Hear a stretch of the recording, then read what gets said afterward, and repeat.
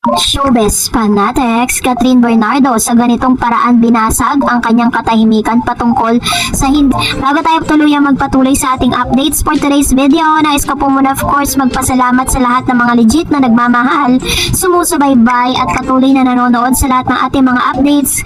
Thank you so much! And of course, hindi natin pwedeng i-congratulate si Miss Catherine Bernardo dahil ang kanya pong pelikulang A Very Good Girl ay isa sa mga nakatanggap ng awards sa Content Asia Awards. A Very Good Girl, nagkamit po sila ng Bronze Award for Best Asian Feature Film at the Content Asia Award 2024. A Very Good Girl, alam niyo sobrang laki ng blessing na ibinigay ng movie na ito kay Miss Catherine, and also ay featured din ni Mami Min sa kanyang IG account ang pagbati niya sa kanya pong apo at paboritong pamangkin ni Miss Catherine Bernardo sapagkat siya po ay nagse-celebrate ng kanyang birthday.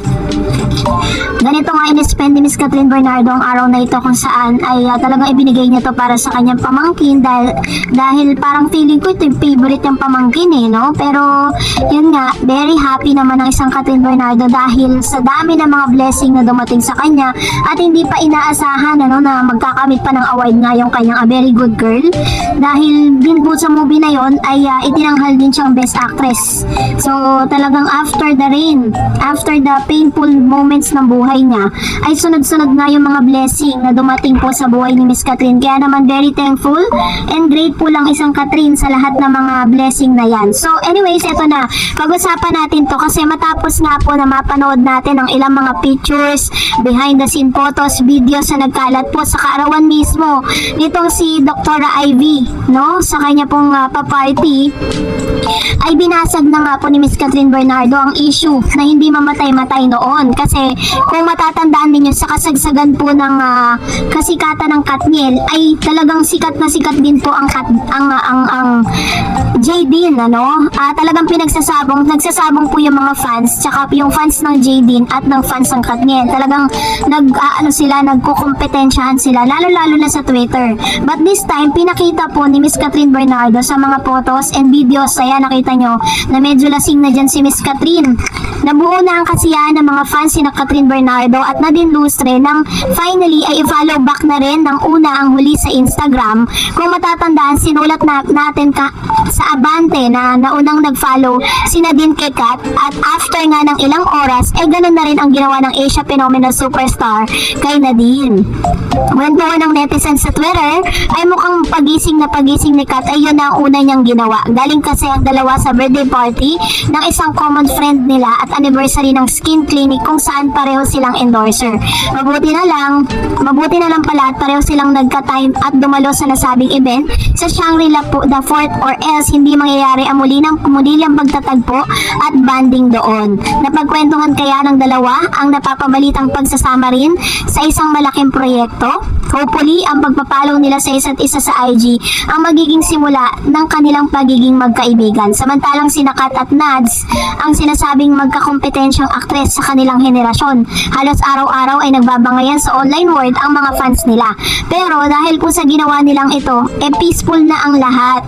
Dahil hindi na po talaga kailangan ng kompetensya dahil napatunayan naman talaga nila that they are really a queen on their own right, diba? Kwento nga ni Mami Min Bernardo, maski nga daw mga gusi at audition sa mga advertising campaign noong araw ay nagkakasabay ng anak niyang si Catherine at si Nadine. Kaya naman abangers din ang mga fans ng dalawa na magkaroon na sila ng project together. Sana soon bonggang pasabog ito sa industriya pag nagkataon. So, di ba meron po tayong napabalita na parang gagawa sila ng movie. Ito po ay palang plan kasi parang hindi pa kaya kasi may part doon na medyo daring So, parang yung pelikula na Elena, if I'm not mistaken, yun po yun pagsasama nila. Parang remake siya ng mga magagaling na actress noon tapos silang dalawang gaganap. So medyo medyo inaaral pa and wala pa pong formal na announcement ang ABS-CBN patungkol sa kanila pong movie. So mag-abang na lang po tayo. And for that, narito naman ang ilan sa mga komento at reaction po ninyo patungkol naman sa ating latest update. So unahin natin ang komento mula sa isang viewer viewer natin. Sabi niya, hello Ma'am Dars, cut din ako. Nag-aalala lang ako sa mga gesture ni Lasagna. Laging may halik sa kamay, kaya kinakabahan ako. Hehehe, pero I want cut din talaga. So marami talagang kinakabahan, lalo na po sa Facebook. Pag nag-scroll kayo, marami mga behind the scene doon na very sweet si Alden at si Miss Sanya Lopez. Pero silang dalawa na rin naman talagang nagsabi. They always denied, no, na talagang hindi sila at walang romantic relationship sa kanila. Kaya wag kayong masyadong kabahan.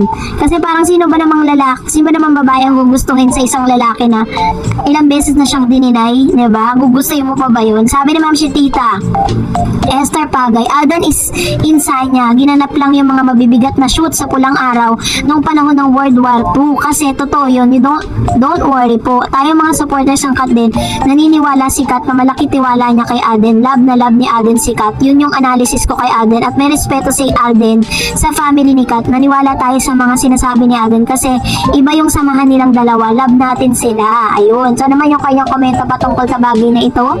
And nakikita naman talaga natin dun sa mga gestures At marami na rin talaga nagsasabi at parang marami na rin talaga ang nagpapatunay na tungkol sa tunay na estado ng kanilang relasyon. Kaso nga lang, yun nga, wag lang masyado natin pilitin at wag tayo masyado ma-excite. Sabi ni Mr. Renato, isa pa, wala nang promo sa HLA movie. Bakit lagi ang narrative para sa movie? Nagpapatawa ba tong mga bashers? Kawawa naman tong mga bashers. True. Sabi ni Gracita, continuous lang yung true news. Ayan. Thank you, Ma'am Gracita Octava sa inyo pong komento. And also, Ma'am Elvira Lim said, Miss Dar Eds, kung nalilihim nila Kat at Alden na sila na o hindi, kawawa naman kaming mga fans kung nakabitin at umaasa. Ang pag-amin nilang yan lang ang premyo namin mga fans at malulubos ang aming saya kung magiging totoo ang relasyon nila. Kung para sa akin, dapat ipagtapat na nila sa publiko, lalo't palaging isinisingit si Sanya na nakakasira kung ano ang totoo talaga.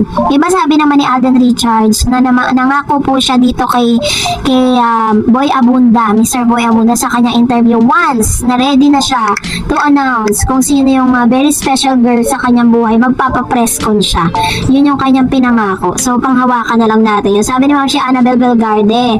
Sabi ni Annabel Garde, hello Mr. Eds. First of all, congratulations for having a lots of followers and coming followers. Yan po ang sinasabi ko na may something na talaga sa Kat din.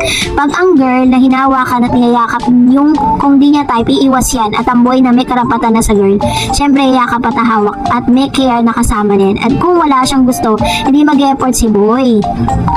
Gusto, yan, kaya di nila namamalayan yun na nakikita na madlang people ang sweetness nila, diba? Kaya in other words, be right na nilang gawin yun to each other, yung sweetness and caring, dahil they like each other na. Sa mga tawat ngiti pa lang nila ang dalawa, sure na, haha. Mga bashers, walang kukontra. Ayan. So ito naman yung kanyang assessment patungkol sa bagay na ito. So, yun naman talaga yung mga observation natin talaga, diba? Na hindi talaga maipagkakaila. So, that's it for today. For more videos and updates, please don't forget to like and subscribe. And please don't forget to follow my Facebook page, Dar Eds TV. God bless everyone!